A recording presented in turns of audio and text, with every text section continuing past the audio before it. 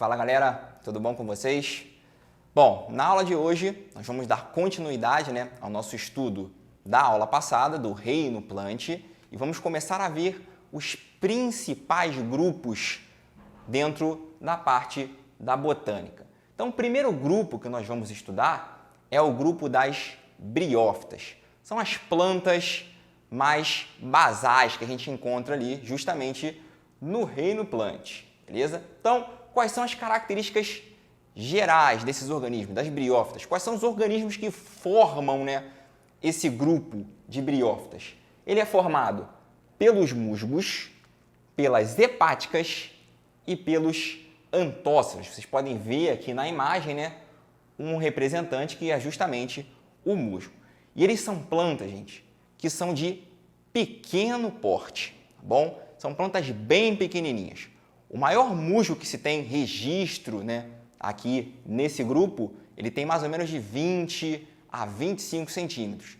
E tem um motivo para essas plantas elas não serem muito altas, que é a característica principal desse grupo. Elas são plantas avasculares, tá? Ou seja, são plantas que não possuem um sistema de transporte de seiva, tá? Então, como que é feito o transporte de água, nutrientes que compõem lá a seiva dessa planta?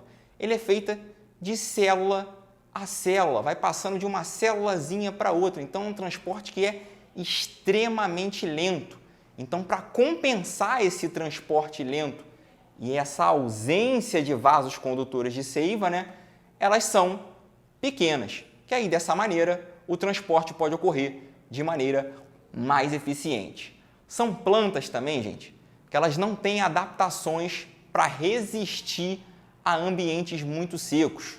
Então, a gente costuma encontrar esse tipo de planta em locais que ficam sombreados e úmidos.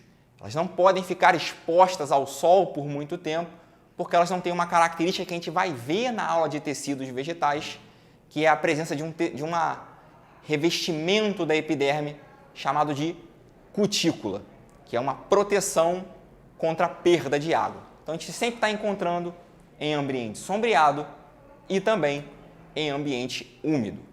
E, para a gente finalizar, para a gente falar da estrutura das briófitas, elas são plantas que têm ausência de órgãos verdadeiros.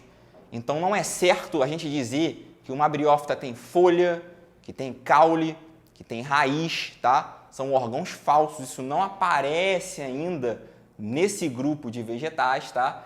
Ela é composta por um rizoide, um cauloide, que vai dar aqui a sustentação da planta, e os filóides, que são pequenas folhas que vão ajudar na realização ali do processo de fotossíntese.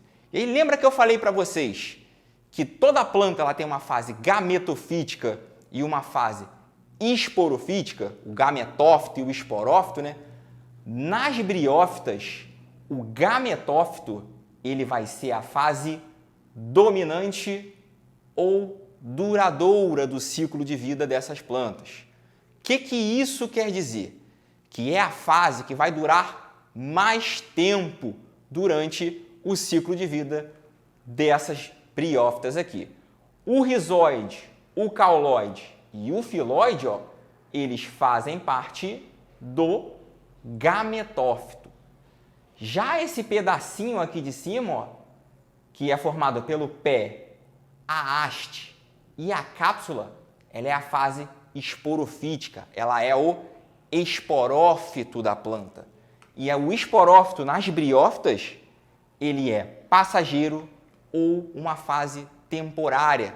Isso quer dizer que o esporófito vai nascer, vai produzir esporos e logo em seguida ele vai ser descartado da planta. Então, só o que vai ficar aqui é justamente a parte gametofítica. O esporófito ele simplesmente aparece, produz esporos por meiose, cai da planta. Então, só de vez em quando, só em uma certa parte do ciclo, ele vai estar aparecendo. O gametófito ele é duradouro nas briófitas, beleza? Então, galera, se vocês têm alguma dúvida sobre essa parte do conteúdo. Lembrando que vocês podem parar o vídeo a hora que vocês quiserem, voltar para rever a informação. Então a gente se vê na próxima aula, beleza?